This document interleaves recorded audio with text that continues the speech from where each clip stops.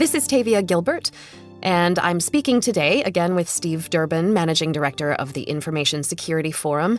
Thanks for coming back for a second part of the conversation. You've used cyber resilience as a framework for business organizations to plan for, unfortunately, inevitable cyber attacks. Why is cyber resilience so crucial at this point on the threat horizon? You've discussed looking ahead. So I almost don't want to hear the answer to this question, but I'll ask you anyway. What is so crucial? The critical element in all of this comes into that we simply don't know where the next attack is either going to come from or what it might look like. What we do know is that it will probably have a very serious impact on our business. Now, if you're listening to this and you happen to be, let's say, in the financial services space, you will know that on a daily basis, you're being attacked. Your systems are being attacked very, very regularly, and most of the time, you're successfully guarding against those attacks. The challenge that we face in this space, of course, is that the attacker only needs to be lucky once. We need to constantly play a solid defensive game, and we can't afford to let them through. Attackers are becoming very much more imaginative. If we look at the way in which cybercrime in particular is developing, then it really is a global business today. Cybercriminals are very good at collaborating. They're very good at identifying areas of specialism and being able to share that within the community.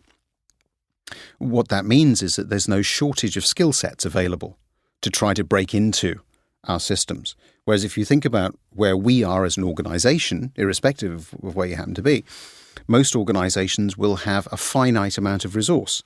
Yes, they may share information, and certainly banks are very good at that, and certainly some of the healthcare organizations are too now.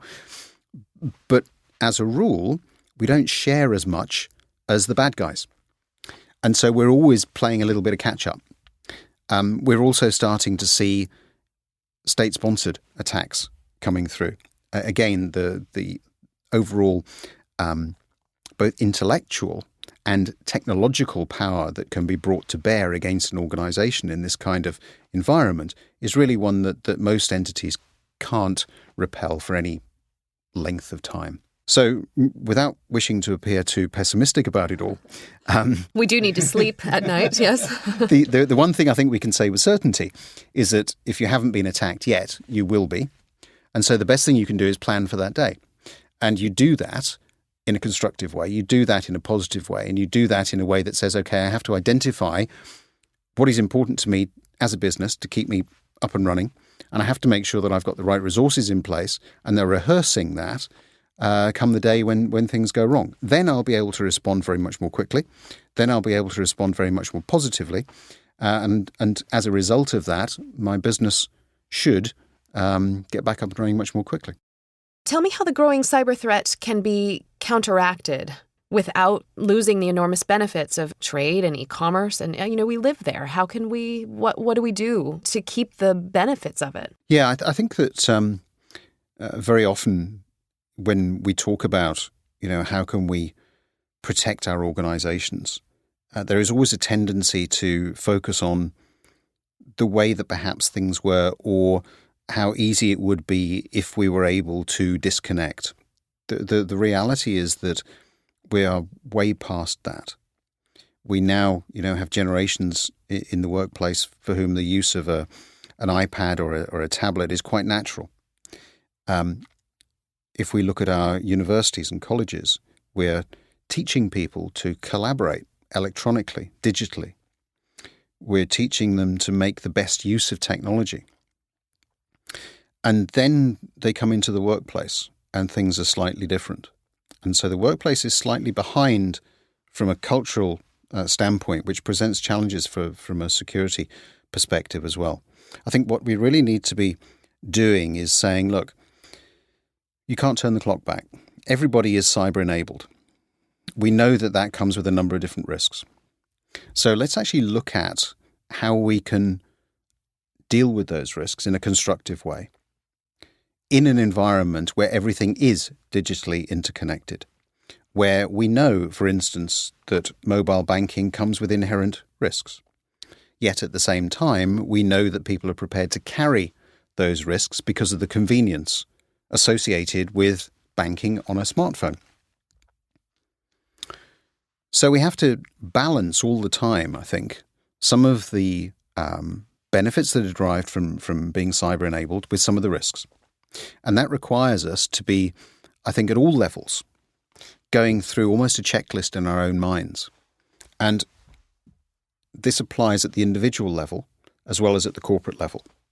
And I think that, I talk a lot about it as being a generational issue. I think that my hope is that in a couple of generations' time, some of these challenges will go away because we will just be so used to doing things quite naturally. So, one of the big issues that we all face, we've seen an increase in phishing, for instance. How many people do actually stop and think before they click? That's something that we have to get people much more used to. We know, for instance, that your guard is down if you happen to be on social media because you're interacting with people that you, in inverted commas, know. Well, the reality is, of course, you don't know them, but that's not the point. You're psychologically speaking, your security guard is lower because you believe that you're in a cozy environment. Well, cyber criminals know that.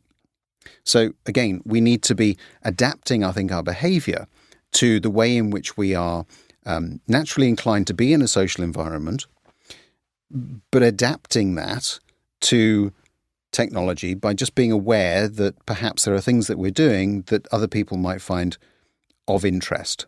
So, selecting different data points that could then be used for criminal purposes.